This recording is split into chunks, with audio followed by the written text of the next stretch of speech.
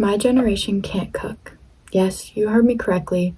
My generation has little to no skill in the kitchen. An article by The Guardian states nearly 60% of 18 to 25-year-olds leave home without the ability to cook 5 simple dishes. This may not seem like a huge deal, but around 60% of my generation is missing out on crucial nutrition. Nutrition is one of the most important and least talked about topics in our lives. Fueling your body with the right type of food can protect from a menagerie of health issues, boost your immune system, and improve energy levels. But don't take it from me. Instead, I have a clinical dietitian from Thomas Jefferson University Hospital joining via phone call. Here's Janine Umberher and her take on nutrition. How does nutrition affect our brains and bodies?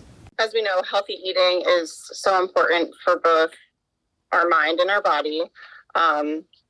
It really can affect your mood, even your memory and your focus. In fact, the brain uses, I think it's roughly 20% of the calories we eat. So it's no wonder that what we do eat has an impact on our brain and its function.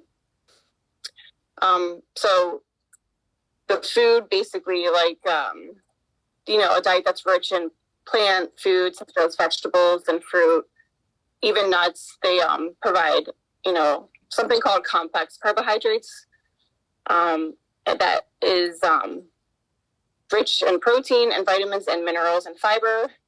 Those things help to nourish our brain. The phytochemicals, I know, brings you back to science, found in plants can provide natural antioxidants and anti-inflammatory benefits to not just our body, but also to our brain.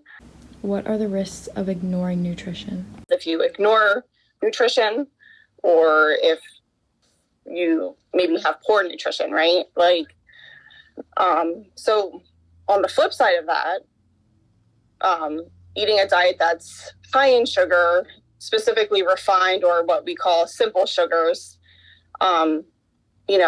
that we find in soda, sweets, candies, or even that, not whole grains, those white refined type of carbohydrates, white bread, white rice, pasta, a diet high in those types of foods can actually cause a surge of insulin to be released. So instead of, reducing it like the healthy foods do with that slower release of insulin, it kind of releases it quickly because it's those types of sugars are more quickly absorbed into the gut. What is the best way to start incorporating nutrition into your daily life? Well, I wouldn't say what I am going to say is the best. It's probably what I would recommend. I would say that, make small goals for yourself. A lot of people all of a sudden decide I'm going to change. I'm going to start eating healthy. I'm going to, nutrition.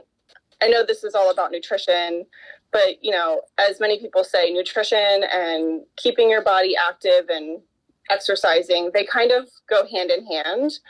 And a lot of people, decide that they want to start making healthier choices. So they want to change their food or their diet, and they want to start exercising. And it can be really overwhelming for some people to do too many changes at one time. So what I typically recommend for people is to start small, take one thing at a time, and set small, achievable goals for yourself. Like Janine mentioned, starting with a small, attainable goal is a very good way to incorporate nutrition into your daily life. One way I incorporate nutrition is by cooking at least one healthy meal a week. Now let's flip the script and hear it from the other side, the food industry.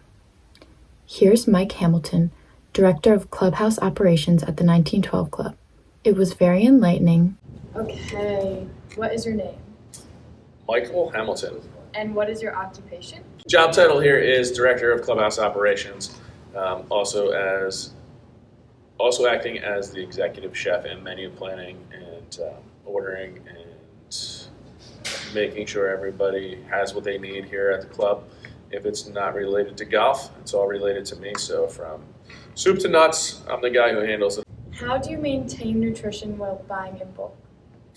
So in any large-scale restaurants or clubs or anything dealing with the food service industry, majority of everything that walks through the door is in bulk.